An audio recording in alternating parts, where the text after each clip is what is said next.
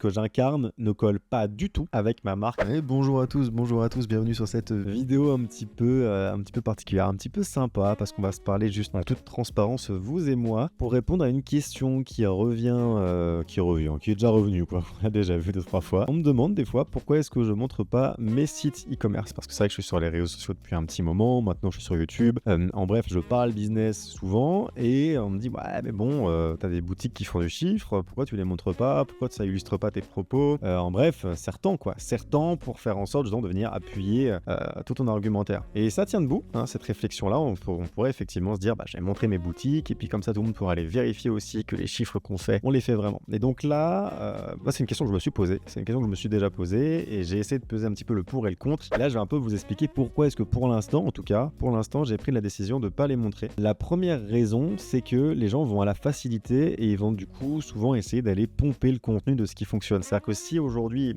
mon audience, c'est des gens qui veulent faire du e-commerce ou qui font du e-commerce, donc si aujourd'hui, du coup, je montre mes sites web et que je montre les performances et que du coup, je montre aussi mes pubs, etc., il y a certains éléments de mes business qui sont en vérité facilement copiables. Bien évidemment, c'est des business où je diffuse de la pub, etc., donc ils sont copiables d'une manière générale, hein. Les gens peuvent essayer d'aller s'inspirer et faire la même chose, mais les gens n'ont pas forcément de visibilité sur mes chiffres. Alors que si moi là, je dis, moi, je fais 1,5 million et voici les pubs que j'utilise, les produits que je vends, en vrai, les produits que je vends, vu que c'est pas prototypé, c'est pas breveté, c'est des trucs qui sont disponibles en fait, c'est des produits que vous pouvez trouver dans des catalogues de certains fournisseurs. Bien évidemment, moi j'y ai apposé ma brand, etc., mais c'est un travail que vous pouvez faire également. Donc de fait, si je montre tout ça et que je commence à avoir une audience, parce que là pour l'instant c'est que mon audience est un peu légère, mais mettons que je perce, ça viendra tôt ou tard, et très vite je peux voir tout un tas de sites qui vont ressembler aux miens arriver sur le marché, et je peux voir mes chiffres tout simplement s'écrouler. Donc j'ai pas trop envie de prendre ce risque-là. Au-delà de ça, c'est aussi pour éviter que des gens se lancent en copiant le truc, parce que s'ils copient le truc, ils vont en vérité avoir beaucoup plus de mal à avoir des résultats, parce qu'ils seront d'un coup 15 à faire ça, et du coup le marché va se diviser, et de fait personne n'aura de résultats intéressants. Moi je vais perdre des parts de marché, et eux vont pas réussir à en gagner plus que ça non plus, parce qu'ils seront pleins à faire la même chose au même moment. Bon, du coup en synthèse, vous l'aurez compris, c'est ni bon pour vous ni bon pour moi si des gens commencent à créer des sites similaires aux miens. Le deuxième point que j'aimerais aborder, c'est tout simplement, c'est même un conseil pour ceux qui ont des sites e-commerce, c'est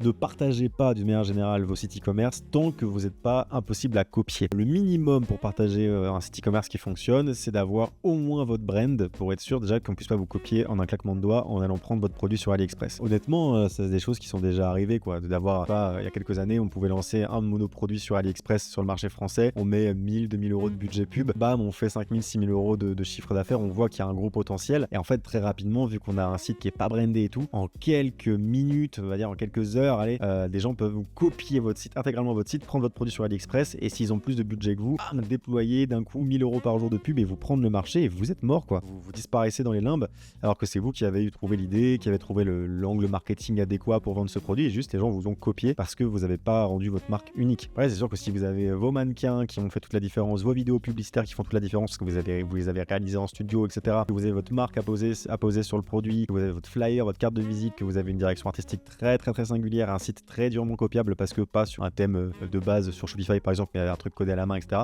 Là déjà, vous pouvez plus montrer votre site. Honnêtement, vous pouvez plus montrer votre site parce que vous êtes plus dur à copier. En bref, voilà, faut montrer votre site quand vous êtes fort sur vos appuis et quand vous êtes surtout non copiable. Troisième point qui fait que je montre pas mes marques non plus, c'est que vu que j'ai un peu une présence sur les réseaux malgré tout et que je fais en sorte que ça soit de plus en plus le cas, ma brand, ce que je suis, ce que j'incarne, ne colle pas du tout avec ma marque, par exemple, qui a fait 1,5 million.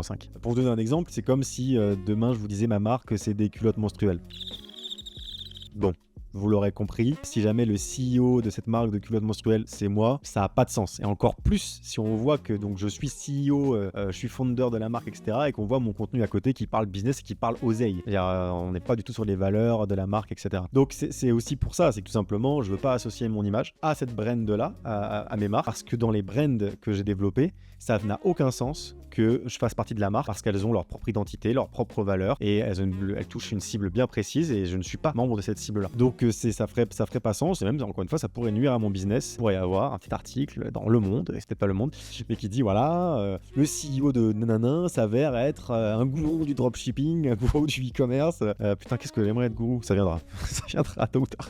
Non, plus sérieusement, voilà, ça n'a aucun sens, ça n'a aucun intérêt que j'associe mon identité personnelle à ces marques-là. Donc tout simplement, j'ai pas envie de les mettre de les mettre en avant sur les réseaux sociaux et de les montrer purement et durement. Toutefois, c'est vrai que c'est quelque chose qui me manque beaucoup. C'est-à-dire qu'en fait, j'aimerais beaucoup partager sur les réseaux des brands, etc. Partager des résultats. Enfin, en fait, avoir une marque qui peut me servir de support et aussi une marque où je ferai partie de la brand, comme CEO, voilà, qui s'exprime sur les réseaux, qui fait du contenu autour de la marque. Et donc, c'est dans mes projets, pour tout vous dire. Par contre, c'est pas encore mis dans un agenda parce qu'on a d'autres priorités et d'autres problématiques à gérer en ce moment, comme le blocage PayPal. Hein. On est toujours dans cette merde-là. Ça n'en finit pas. Donc, il faut absolument qu'on se restabilise, qu'on restabilise notre parc e-commerce. Et ensuite, quand ce sera le cas, c'est vrai que moi, j'aimerais beaucoup créer une brand dans laquelle je peux incarner la marque. Et donc, il faut une brand où ça colle, où c'est cohérent, que moi, qui ai cette personnalité, c'est ce personal branding autour du e-commerce, du business en ligne, qui soit aussi du coup founder de la marque en question, faut que ça fasse du sens. Tu vois, typiquement, j'en sais rien, si je vendais un outil, un SaaS, un truc qui est autour, qui gravite autour de l'e-commerce, bah ça ferait sens que je me présente comme le founder parce que voilà, je connais bien le truc et tout. En bref, j'aimerais bien créer effectivement une marque e-commerce où je suis moi-même consommateur, donc un truc où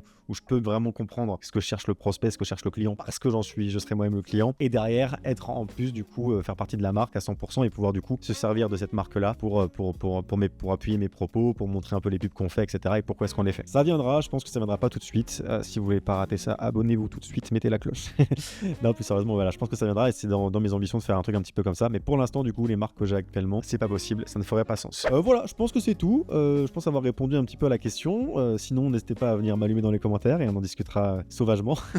Non, plus sérieusement, mettez du coup, si ça vous a plu, un like, mettez un commentaire, abonnez-vous. Vous pouvez également me suivre sur mes réseaux sociaux, tous les liens sont dans la description. Si vous voulez démarrer en e-commerce, il y a également un lien pour démarrer sur Shopify dans la description. Et sinon, je vous dis à très bientôt et on se voit dans la prochaine vidéo.